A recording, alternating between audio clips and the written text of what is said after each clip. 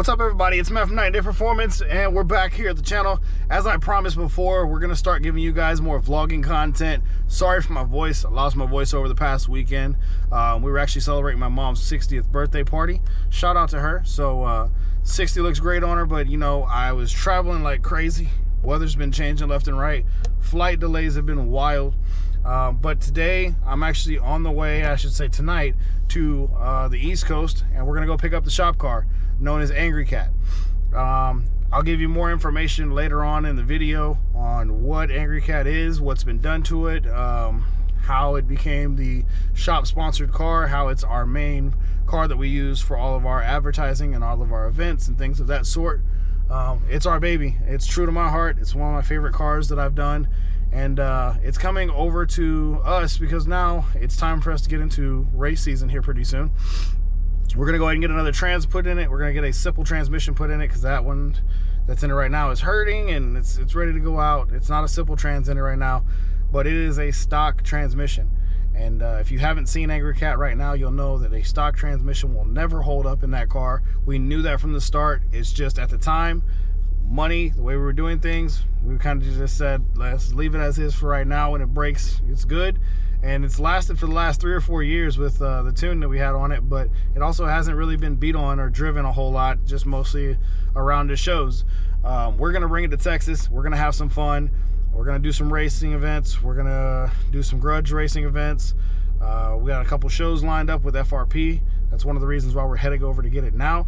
And ultimately, we had an issue trying to get the car over to us. I posted up on multiple load boards trying to get a qualified driver to transport the red eye over to us. And for those who have anything with the transportation industry, any experience, any know-how to it, you'll know that an enclosed transport is expensive as it is.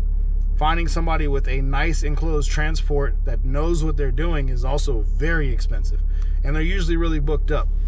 I had multiple offers wanting to transport this car from the East Coast to us for like $1,500, something like that, but they were not qualified. Some of them, their DOT scores were horrible, or their MVR scores. They were out of service all the time. Their insurance wasn't adequate for what we have, and then some of them just didn't understand what we were asking for. When you see the car, you'll know.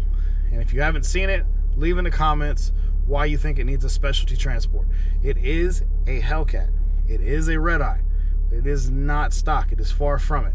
There are certain things that make it so that this car cannot be transported in a regular enclosed trailer, because you can't get in and out of the windows like you would on a traditional car, because you'll cause extreme damage that's very expensive. So leave in the comments what you think that damage could be that would cause that. Right now we are at, if you can see that, this gas station is called Lit Express. So I don't know, I guess you can get some crispy crunchy chicken. You can get lit here. They have alcohol. They have what looked like weed in there, I'm not sure. We just put $100 on that pump there of diesel, and we are headed to the East Coast from Houston. I'm gonna vlog a little bit, and when the lighting gets a little better, probably towards morning time, I'm gonna check back in with you guys. Stay tuned. For now, I'm gonna jump on the road. I'm jumping back over on the interstate. We're gonna start heading over to the East Coast.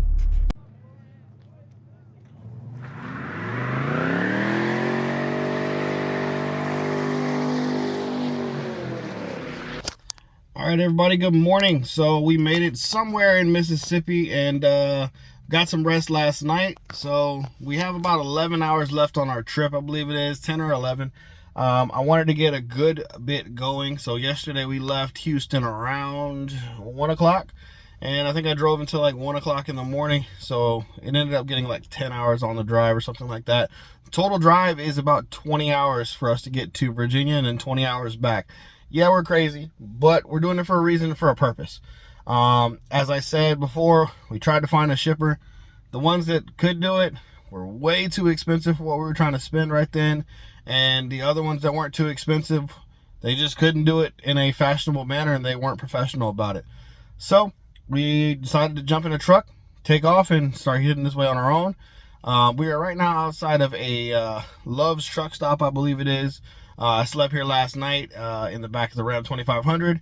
So if you've ever been in a Ram 2500, you know that it's not the most spacious thing, but it can get you a good amount of space to lay down and get some shut-eye. So all in all, we had a good night's rest. We have probably 7 hours of sleep because I overslept a little bit, but that's fine.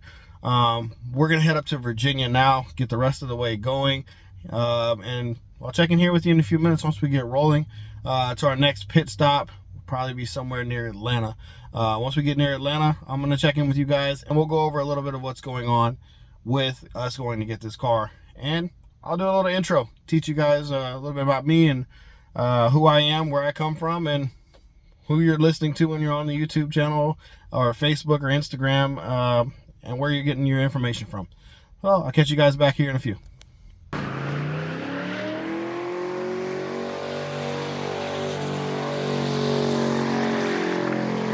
All right, everybody, so we made it to a rest point. We're stopping now, stretching our legs, getting some much needed out of the truck time. This 20-hour drive is hard on anybody's body, especially mine. If those who don't know, I am disabled. You might see me move around in the shop on videos, but trust me, I'm in pain 99% of the time.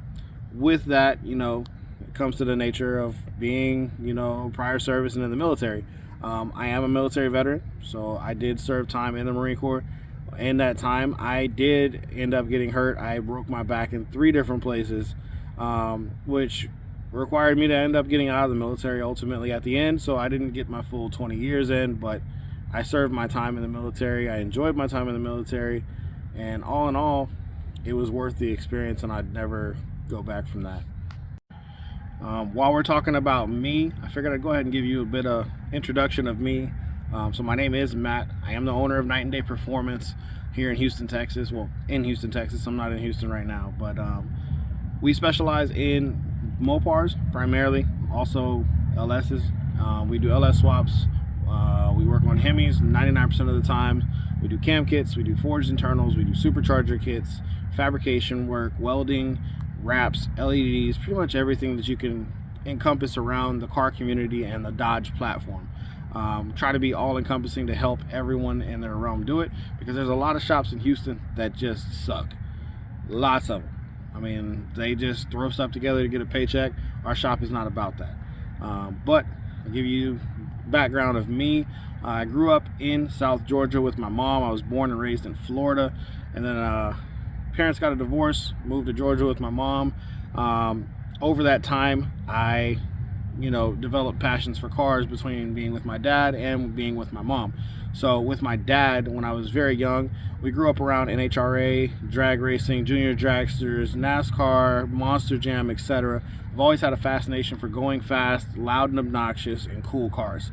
So with that being said, I developed a passion on learning how they work and how to work on them, which led me into my first vehicle, which was a 1994 Chevrolet Camaro.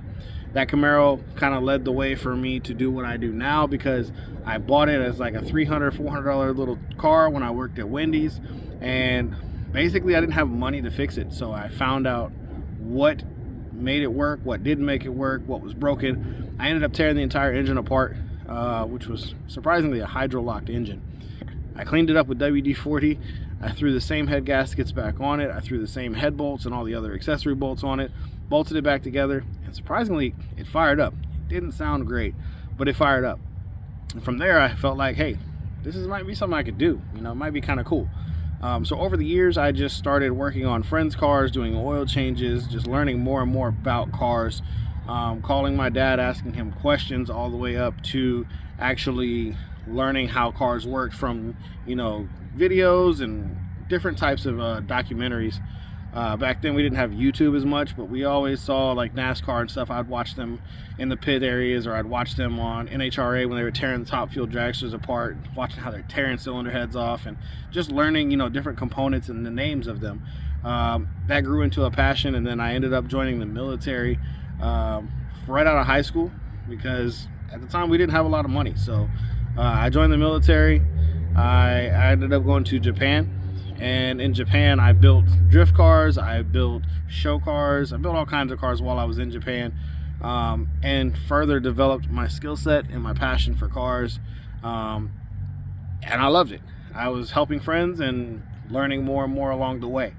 After I got out of the military, I got out under an unfortunate circumstance. I fell in the mountains in 29 Palms for pre-deployment training, and I broke my back in 3 different places. I fractured a vertebrae in 3 places, compressed 3 discs, and overall destroyed my spine. I went from somebody who was doing competition weightlifting to somebody who could barely lift a pencil. I had severe nerve damage. They told me I'd be in a wheelchair and I'd never walk again. And they said that if I did start walking right now and did rehab, I had about 5 years and then I'd be in a wheelchair anyways. And I basically told the doctor to frankly kiss my ass. I got up and I had a life to live, and I kept grinding and I kept working. So over the time of doing that, I ended up getting the ability to walk back, and I learned how to walk again. Did rehab, physical therapy for several years, and I was leading a normal life until it just progressively got worse. Around that 5-6 year mark, which ended up being in like 2017, the working on cars in between, you know, regular work and everything else started taking a toll, and my back just couldn't take it anymore, just as they had told me. I had a young son that was on the way, and I told him, hey, I have to do something. I need something to fix my back. I cannot do this anymore. So we ended up doing surgery in 2017 and 2018, 3 different surgeries, paralyzed on all 3 of those surgeries, had to learn how to walk again. So we had that ordeal, which was not fun by any means. Not something I recommend for anyone to have to do. I wouldn't wish that on my worst enemy. It sucked. Basically, the surgeon that did my surgery screwed my back up. But I have screws, rods, plates, everything in my back. So for the rest of my life, I'm going to be like this. And I just figured, you know, my legs work, my hands work. I'm going to continue my passion for cars, and I'm going to start working on cars. And I opened up a shop in North Carolina when I was active duty. Left active duty, drove trucks for a little while, went back into the shop scene, and then I eventually ended up out here in Houston, out in Houston, and we opened the shop out there, and we started working on nothing but Hemis, because that's primarily what I had been working on.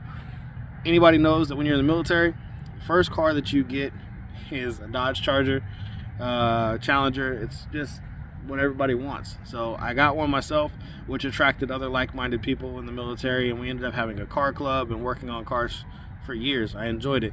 So my time when I was active duty, we built cars, we worked on cars, and then ultimately I developed my shop based off of that. I was painting stuff for people, I was doing brakes, doing body work, building engines, doing cam kits, doing headers, you know, all in my garage. So once, of course, I got out of the military and started opening my own shop, those same customer bases followed me, and it turned into a bigger fan base. And I've been building Hemis now for about 10 years. And I love it. I love the platform, I love the engines, I love the cars. They're very easy for me to understand and work with, and I love building the engines, and I became really good at it. People driving by. However, you know, like I said, it's a hassle and it's a struggle to get to where I got the way I got to it. I wasn't handed anything. I didn't get handed a bunch of money to open the shop. I didn't, you know, take out massive loans. I financed everything myself. For years, when I was in my first shop, I would work during the day, and then in the evening time frames, I would be in the shop. So I'd be in the shop till 2, 3 in the morning trying to knock stuff out, go back to work at 9 a.m. the next morning, get off at 4, and jump right back into the shop by 5 to 2, and we had the shop running during the day also. So it was a lot of work, a lot of blood, sweat, and tears that went into it. So that's why I love the shop so much and I care. But overall, you know, it's a fun environment to be in. It's a fun thing to do, and I'm going to continue to do it. Let's get into what the Red Eye is for our shop, why we're going to get it. The Red Eye is the first vehicle that I ever sponsored as far as a major sponsorship. Our shop put in a lot of hours, time, money, labor, to build this car to where it is. Started off as a guy that just came in that we knew that wanted an exhaust system, and it quickly grew into a mutual build where we both just wanted the same thing. We wanted to build the most obnoxious vehicle that was fast, beautiful looking, and could, you know, turn heads and turn on wind lights at the track. So we built the car on budget, You know, we basically mutually built this whole car together, so therefore we consider it the shop car. So anytime we need it, we grab it. If we need to do races, if we need to go to events, if we need to go to shows, if we need to drive around town, I mean, that's what the car is for us. It's our big advertisement piece. It's people on motorcycles racing down the street. The car is equipped with a Magnuson 2650 on top of a 426 stroker that we built. So it has all the cubic inches, all the displacement, runs around 20 pounds of boost right now. It can run a lot more. It does have nitrous on it. It's not plumbed in right now, but we do have a nitrous kit on it as well. It has Anderson Composites carbon doors, carbon hood, carbon trunk, carbon spoiler. It has an RPM roll bar, roll cage inside of it. And we're about to put a parachute on it, an engine diaper, simple trans, along with several other things. The trans is stock right now, but we have the drive shafts done, the axles are done, everything else is done except for the transmission. So Simple's going to come in line, and he's going to help us with that. We're going to take it out to XRP, and we're going to see how far we can push the car, how far this stock trans will hold, see if we can run some good numbers, and have a little fun getting it dialed in with FRP. Right now the vehicle is tuned, but it's not completely tuned. We never did track days, we never did a lot of fine tuning with it. So we're going to take it out to XRP. Ryan is our tuner now. Old tuner, nothing wrong with him. I'm not gonna throw their name out there because I'm still good friends with them. The car was great, didn't have issues before that were major. It had small kinks here and there that need to be fixed. So we're gonna iron those things out, make sure that the car is working how it wants to be and how we want it to be, make sure everything is smooth with it, and see what we can do. So stay tuned for that. That'll be on the following video from this one. We're gonna show you some of the events at the track. We're gonna do some runs. We're gonna do some testing and tuning. We're gonna show you some failures. I'm sure that we're not gonna have everything working perfectly fine, so that's gonna happen. But hopefully we'll get everything dialed in. So I'm gonna head up to Virginia now. Once I get to Virginia, I'm gonna pick up the red eye. There's not much to vlog on that whole portion, so I'm gonna grab the red eye. I'm gonna get it back to Houston. Once we get it back to Houston, we're gonna head up to XRP, and we'll tag in with you then on the following video following this one, where you'll get to see the red eye unloaded. You get to see what it looks like. You'll get to see some runs, some burnouts, some cool stuff. Make sure you subscribe to the channel. I'll catch you guys on the next video.